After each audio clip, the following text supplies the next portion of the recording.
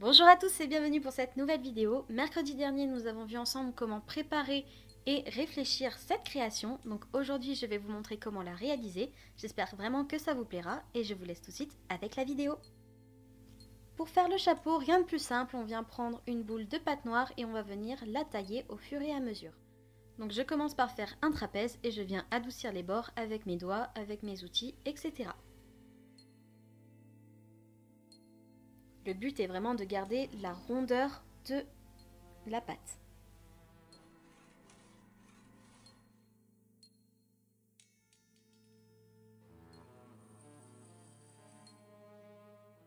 Avec un colombin très fin que je viens aplatir, on vient faire une petite sangle qui va se nicher à la base du chapeau.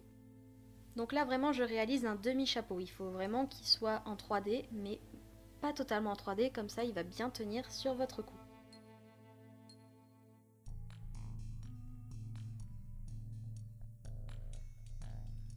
Et pour faire la base du chapeau, rien de plus simple, on vient faire un cercle et on vient le couper en deux. Donc je place déjà le haut du chapeau dessus pour avoir vraiment le centre et après je viens le mettre en forme avec mes doigts.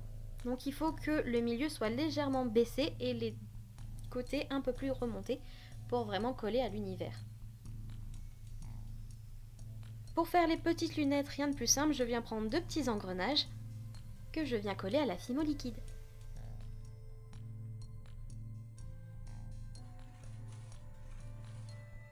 Donc là c'est une petite étape assez délicate parce qu'il se peut que vous déformiez votre chapeau, mais il faut creuser à l'intérieur pour pouvoir mettre ensuite le chapeau au-dessus du camé. Donc comme vous avez pu le voir, ce sera un camé avec une serrure. Donc j'ai déjà commencé par mettre de la pâte polymère noire, j'ai apposé mon estampe filigrane au-dessus et je suis venue mettre de la poudre Perlex Sunset Gold au doigt pour vraiment mettre de la poudre juste sur le dessus et pas au niveau des détails.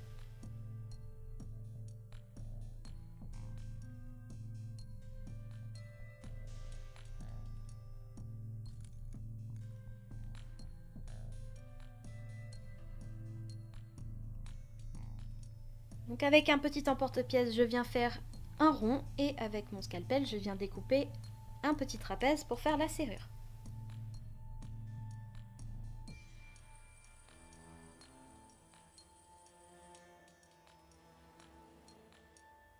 Je viens remettre en forme avec mon outil en silicone, histoire que les bords soient bien lisses.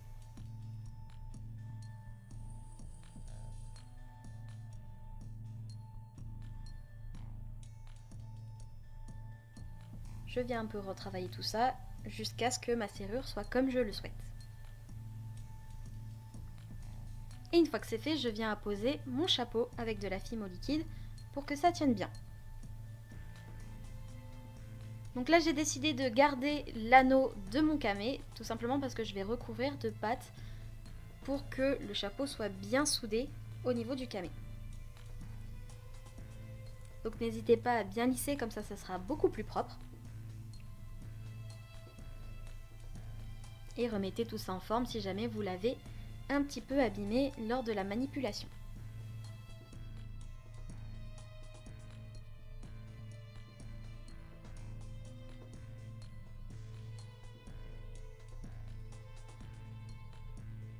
Ensuite, il vous suffit simplement de le passer au four 30 minutes à 110 degrés.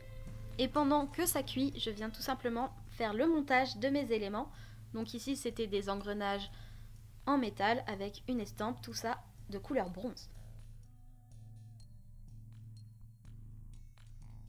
Donc il faut vraiment prendre la colle la plus forte que vous avez, histoire que ça ne bouge pas. Et vous faites de même avec tous les éléments.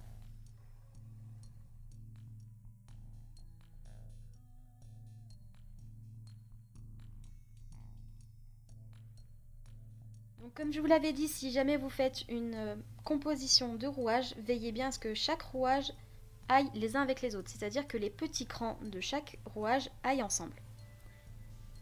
Une fois que c'est sorti du four, je viens simplement limer la totalité du chapeau pour donner un peu plus de texture, une texture un peu plus granuleuse. Et ensuite, je viens prendre ma poudre Perlex Sunset Gold avec un peu d'alcool à 90 et je viens faire une petite peinture au niveau de la bande que j'ai fait précédemment, puisque c'est la continuité des lunettes.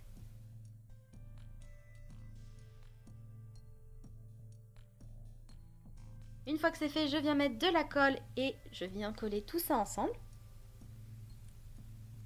Et je laisse tout bien sécher.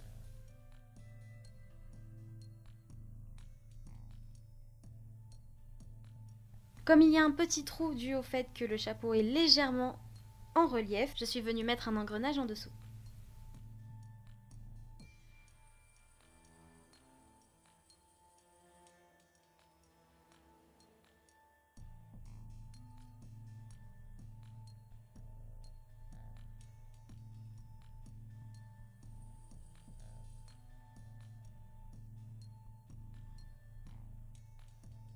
Et avec de la pâte cernite porcelaine, je viens tout simplement former ma tasse autour de mon dotting tool. Donc vous avez pu voir que je mets du talc en grosse quantité sur ma tasse. C'est vraiment pour que la pâte polymère n'adhère pas au métal, puisque ça ne peut pas passer au four. Ensuite, quand vous avez bien formé votre tasse, vous la sortez délicatement de votre bol tool et vous la mettez au four 30 minutes à 110 degrés. Une fois sortie du four, on vient la limer un petit peu pour adoucir les bords et je viens procéder au montage.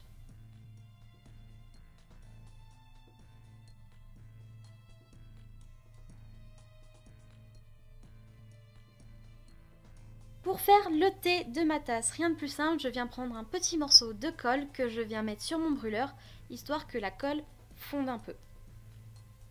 Et avec des pastels secs de couleur orangée, marron, clair, je viens faire un petit mélange, histoire d'avoir une couleur qui se rapproche un peu plus d'un thé très clair, voire même couleur caramel. Et je viens placer tout ça avec un cure-dent à l'intérieur de ma tasse.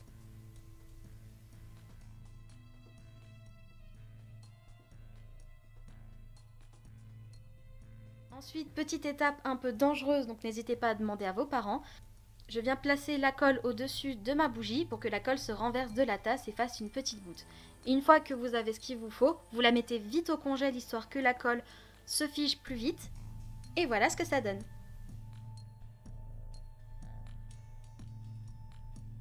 Donc je suis venue coller ma tasse sur un rouage et je suis venue faire un petit liseré Sunset Gold tout autour de ma tasse. Je l'ai aussi beaucoup sali pour vraiment donner un côté vieilli steampunk et aussi qui se rapporte à Alice Madness Return. Et donc voilà ce que ça donne, j'espère vraiment que ça vous a plu. N'hésitez vraiment pas à aller voir la vidéo de mercredi si jamais vous voulez voir comment j'ai préparé et réfléchi cette création. Donc n'hésitez pas aussi à me dire ce que vous en avez pensé, j'ai hâte de vous lire. On se retrouve la semaine prochaine pour une nouvelle vidéo. En attendant, portez-vous bien. Ciao tout le monde!